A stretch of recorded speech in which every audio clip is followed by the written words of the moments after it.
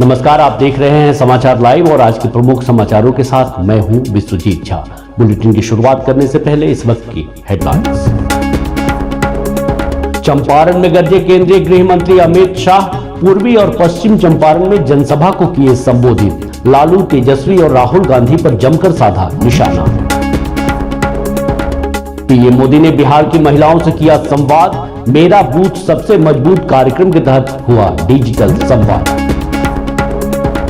असम के सीएम हेमंत बिस्व शर्मा ने भी सीवान के रघुनाथपुर में जनसभा को किया संबोधित।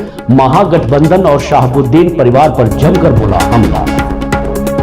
मशहूर शायर और कांग्रेस सांसद इमरान प्रतापगढ़ी की शायरी से गूंजा पश्चिम चंपारण का लाल सरैया स्टेडियम। कांग्रेस प्रत्याशी वशी अहमद के समर्थन में सभा को किया संबोधित। डॉक्टर नीतू कुमारी नूतन ने ऑस्ट्रेलिया की धरती पर भारतीय लोक रंग एवं लोक कलाओं का बिखेरा रंग। भारत सरकार के विदेश मंत्रालय ICCR ने डॉक्टर नूतन के साथ 12 सदस्यीय टीम को भेजा था ऑस्ट्रेलिया। डॉक्टर अनुपम अनुराग बने पटना साइंस कॉलेज के हिंदी विभागाध्यक्ष। पूर्वी चंपारण के सुगांव गांव के हैं निवासी। लोगों ने दी बधाई। और सुगौली से एनडीए समर्थित प्रत्याशी राजेश कुमार ने चंपापुर बाजार में एनडीए चुनाव कार्यालय का किया उद्घाटन। सिसवनिया और मुरला में जनसंपर्क अभियान चलाकर लोगों से मांगा वोट। अब समाचार विस्तार से। बिहार विधानसभा चुनाव को लेकर केंद्रीय गृह मंत्री अमित शाह आज चंपारण में थे। यहां उन्होंने पूर्वी एवं पश्चिम चंपारण में जनसभा को संबोधित किया। इस दौरान उन्होंने लालू, तेजस्वी और राहुल गांधी पर जमकर निशाना साधा। गृह मंत्री अमित शाह ने लालू राबड़ी के जंगल राज को याद दिलाते हुए कहा कि बिहार की जनता अब जंगल राज की ओर वापस नहीं लौटने वाली है। उन्होंने लोगों से अपील करते हुए कहा कि सभी लोग 6 नवंबर और 11 नवंबर को इतना जोर से ईवीएम का बटन दबाएं ताकि वोट यहां दे और इसकी गूंज इटली में सुनाई दे। जंगल राज फिर से लाना चाहते हो क्या? अरे जोर से बोलो जरा, लाना चाहते हो?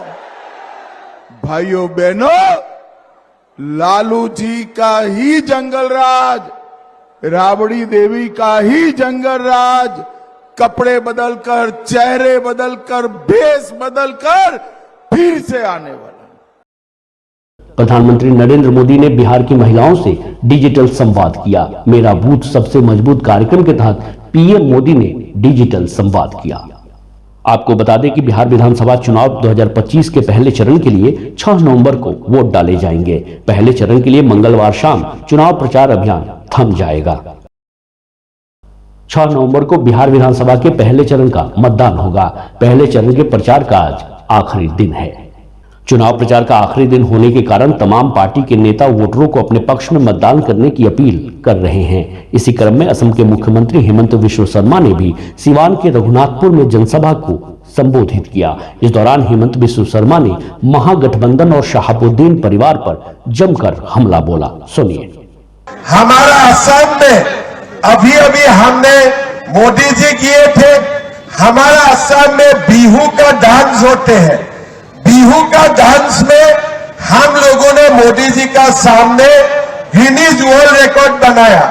फिर असम में हमारे झूमर डांस होते हैं, उसका ऊपर मैंने मोदी जी को बुलाया और मोदी जी का सामने हमारा लोगों ने गिनीज वर्ल्ड रिकॉर्ड बनाया।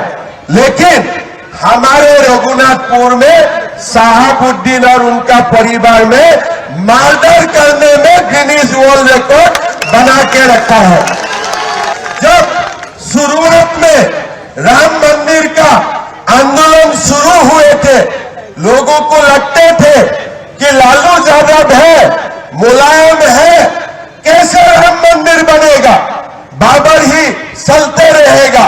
लेकिन ये देश ने प्रमाण किया है, ये देश ने सिद्ध किया है कि ये देश में अगर लालू यादव है, मुलायम सिंह यादव है, ये देश में नरेंद्र मोदी भी है, अमित शाह भी है।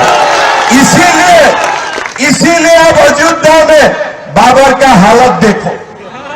अब बाबर का हालत देखा भी अयोध्या में, किया कि नहीं कोई राम मंदिर देखने के लिए?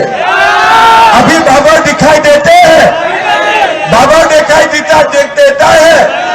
जब राम का भक्त में थाम लेते हैं कि बाबर को मिटाना है, बाबर मिट जाता है, औरंगजेब मिट जाते हैं, यही हमारा इतिहास बोलते हैं। मशहूर शायर और कांग्रेस सांसद इमरान प्रतापगढ़ी आज पश्चिम चंपारण के लालसरिया स्टेडियम में सभा को संबोधित करने पहुंचे। यहां उन्होंने महागठबंधन समर्थित कांग्रेस प्रत्याशी वशी अहमद के समर्थन में सभा को संबोधित किया। उनके मंच पर पहुंचते ही पूरा परिसर तालियों और नारों से गूंज उठा। सभा के दौरान उन्होंने अपने शायराना अंदाज में सरकार पर निशाना साधा। नहीं गए, याद है भाजन भाइयों बहनों, देश के खजाने की चाबी मुझे सौंप दो, मैं देश नहीं लुटने दूंगा, चौकीदारी करूंगा। अरे यही चौकीदारी है कि कहां सोया है चौकीदार, कहां सोया है चौकीदार, कि अब बिहार में बन जाएगी तेजस्वी सरकार। कहां सोया है चौकीदार, कहां सोया है चौकीदार, के चाय बेचने वाला पूरा भारत बेच रहा है। बेच रहा है कि नहीं बेच रहा है? बेच रहा है कि नहीं बेच रहा है? भागलपुर में 1000 एकड़ जमीन 1 रुपए की कीमत पर भाजपा वालों ने अडानी को दिलवा दिया। 1 रुपए की कीमत पर 1000 एकड़ जमीन आपकी, जिसमें आप गन्ना उगाते हैं, जिसमें आप मखाना उगाते हैं, जिसमें आप धान उगाते हैं, वो जमीन किसको दे दी? अडानी को। कीमत क्या लिया? 1 रुपया। 1 रुपए की चाय भी नहीं मिलती आजकल, लेकिन मोदी जी ने नीतीश जी से कह करके 1000 एकड़, 1-2 एकड़ नहीं, 1000 एकड़ जमीन दिलवा दी अडानी को। तब मैं बोल रहा हूं कि चाय बेचने वाला पूरा भारत बेच रहा है। इसी काम में हासिल उसे महारत बेच रहा है, कि रेल बिक गई, तेल बिक गया, बिका हवाई अड्डा। अगली लाइन पे तैयार रहिएगा कि रेल बिक गई, तेल बिक गया, बिका हवाई अड्डा। सब कुछ बिकता देख के खुश है अपने जेपी नड्डा, कि जनता महंगाई की मारी करती हाहाकार। कहां सोया है चौकीदार, कहां सोया है चौकीदार। अपनी सुमधुर गायकी से देश विदेश में अपना परचम लहरा रही डॉक्टर नीतू कुमारी नूतन ने इस बार ऑस्ट्रेलिया की धरती को भारतीय लोक कला एवं लोक संस्कृति के विविध रंगों के अद्भुत प्रदर्शन से सराबोर कर दिया। भारत सरकार के विदेश मंत्रालय अंतर्गत ICCR ने ऑस्ट्रेलियाई सरकार के आमंत्रण पर डॉक्टर नूतन को 12 सदस्यीय टीम के साथ 1 सप्ताह की यात्रा पर ऑस्ट्रेलिया भेजा था, जहां ऑस्ट्रेलिया के मेलबोर्न और सिडनी के अलग अलग मंचों पर डॉक्टर नूतन एवं उनकी टीम ने बिहार व भारत की प्रमुख लोक कला, लोक संस्कृति एवं लोक विरासतों को सहेज कर गीत, संगीत एवं नृत्य के माध्यम से जीवंत कर दिया। पिछले दिनों बिहार राज्य विश्वविद्यालय सेवा आयोग द्वारा चयनित प्रोफेसर डॉक्टर अनुपम अनुराग को पटना विश्वविद्यालय के प्रतिष्ठित पटना साइंस कॉलेज में हिंदी विभाग के अध्यक्ष के रूप में नियुक्त किया गया है। डॉक्टर अनुपम अनुराग द्वारा पटना साइंस कॉलेज जैसे गौरवशाली शिक्षण संस्थान के हिंदी विभाग का नेतृत्व संभालना चंपारण के लिए भी सम्मान और गौरव का प्रतीक है। बताते चले कि अनुपम अनुराग पूर्वी चंपारण के सुगांव के मूल निवासी हैं।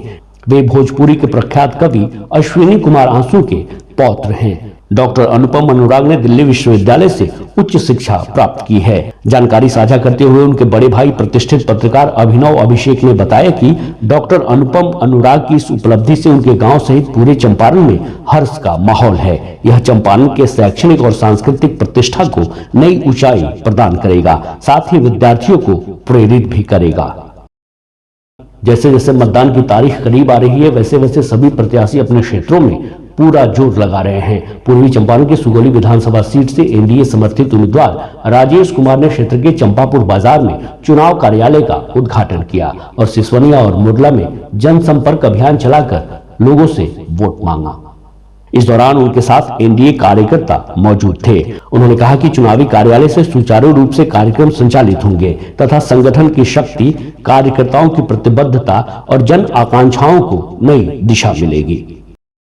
अब चलते चलते बशीर बद्र की एक शेर है, वो गजल वालों का उस्लूब समझते होंगे, चांद कहते हैं किसे खूब समझते होंगे, इतनी मिलती है मेरी गजलों से सूरत तेरी, इतनी मिलती है मेरी गजलों से सूरत तेरी, लोग तुझको मेरा महबूब समझते होंगे।